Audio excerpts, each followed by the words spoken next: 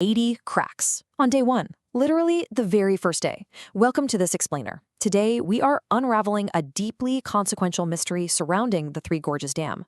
We're going to be looking at the fascinating and sometimes tense collision between engineering reality and political secrecy. Okay, let's dive right into this massive number, 80. Imagine this. Immediately after the dam's reservoir was filled for the very first time, engineers discovered 80 individual hairline cracks. We're not talking about damage after decades of wear and tear, or the aftermath of a massive earthquake. This was on day one. Discovering 80 structural defects right out of the gate inevitably sparks some pretty intense questions about the structural integrity of the whole operation. And this brilliantly illustrates the sheer stakes involved here. Those 80 cracks are sitting behind a mind-boggling 39.3 cubic kilometers of water. That is an unimaginably massive volume. So when we talk about defects in a structure holding back that kind of pressure, we aren't just talking about abstract engineering concepts anymore. We are talking about physical forces that are literally capable of reshaping entire landscapes. Now, you might be wondering, how did the official government respond to all this? Well, their response was carefully measured. They openly acknowledged the cracks, but they explicitly claimed that they were within acceptable parameters. An expert review group even gave the project an overall good quality rating, pointing out that all 163,000 individual concrete blocks passed their quality testing. But, assessing a claim like that means we have to look a little deeper beneath the surface. Actually, to truly grasp what happened, let's take a quick step back and look at the physical reality of the materials themselves. Concrete cracking is, in fact, a fundamental, totally expected property. You see, concrete is incredibly strong in compression, meaning it's great at resisting being squeezed. But it is remarkably weak in tension. When physical stresses start pulling the concrete apart, it cracks. It's just simple physics. So what's really interesting here is how these internal and external stresses manifest in these massive dams. It generally happens in four specific ways. First up, thermal cracking. If the inside of curing concrete cools down slower than the outside layer, it cracks. Then you have shrinkage cracking, which happens as moisture evaporates. Third is structural cracking, purely from the sheer crushing load of the water and the dam's own weight. And finally, settlement cracking, which kicks in when the bedrock foundation beneath the dam varies in stiffness, causing the massive structure to settle unevenly. Let's ground ourselves in the exact physical dimensions for a second. Officials specifically described these 80 cracks as hairline. A hairline crack is tiny, typically less than 0.2 millimeters wide. In massive concrete structures like this, they are super common and, generally speaking, they aren't structurally significant on their own. They don't pierce through the full thickness of the dam, they aren't leaking significant amounts of water, and they certainly don't instantly compromise the dam's overall strength. But here is where context becomes absolutely crucial. The Three Gorges Dam is a staggering 2,335 meters long, so finding 80 cracks spread out across this incredibly vast expanse suggests something very specific. It suggests a pattern. These aren't just random isolated defects. A pattern like that implies a systematic cause, like perhaps inadequate cooling in certain zones during construction, or maybe some differential settlement along that vast foundation. But here's the thing, a tiny crack today doesn't just magically stay a tiny crack tomorrow. Over time, even totally acceptable hairline cracks can grow into something dangerous. Think about freeze-thaw cycles. Water gets inside the crack, freezes, expands, and literally wedges the concrete apart. Add chemical attacks into the mix, where water actively dissolves the calcium compounds inside the concrete, and those tiny little cracks can slowly erode into major structural vulnerabilities if they aren't perfectly monitored. Which brings us right back to that official statement, within acceptable parameters. When you consider the actual physics of concrete and how cracks naturally propagate, that phrase carries an immense amount of weight. It basically forces us to ask the most crucial question of all. When the stakes are literally this high, who exactly gets to decide what acceptable means?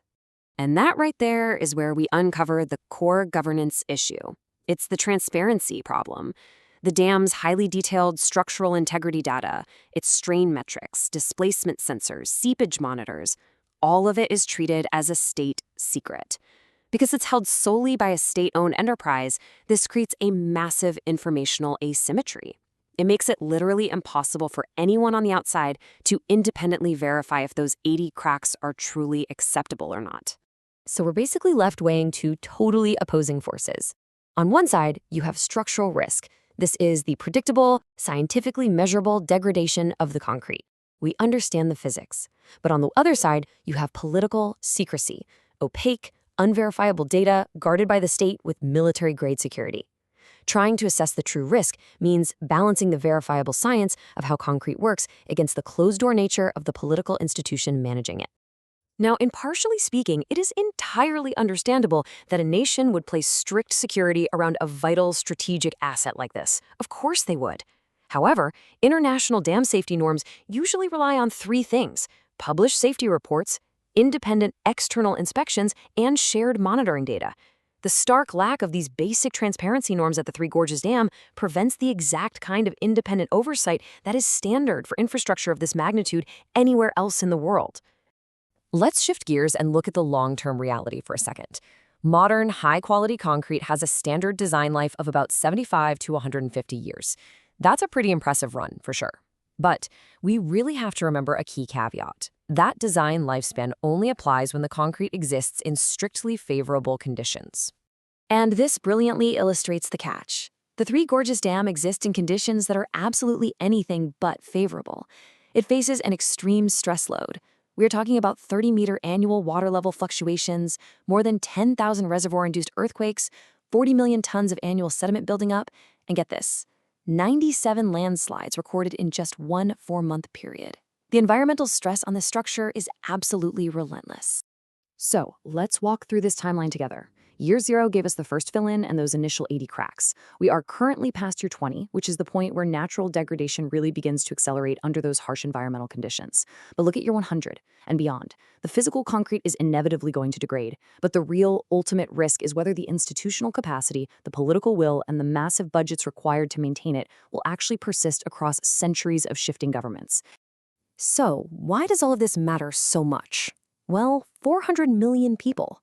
That is an immense population living downstream of the Three Gorges Dam whose everyday safety depends entirely on an opaque system conducting its own internal assessments. Without transparent, verifiable data, those 400 million people simply have to take the phrase within acceptable parameters on trust alone. Look, we just have to confront a pretty hard truth about infrastructure. Every single dam in the world eventually fails. There's no such thing as an eternal structure. The only real question is how it fails. Does it fail safely through a meticulously planned decommissioning process after centuries of useful service, or does it fail catastrophically? Transparency, independent oversight, and honest communication are really the only mechanisms we have that guarantee the safe option over the catastrophe. So I want to leave you with a provocative question to think about. What actually concerns you more here, the physical engineering reality of those cracks in the concrete, or the complete political secrecy surrounding how they're being monitored? Let us know what you think. And hey, if you found this analysis valuable, be sure to join us for our next Explainer, where we are going to investigate another massive puzzle. What exactly happens to Shanghai when the river sediment stops arriving? You absolutely won't want to miss it.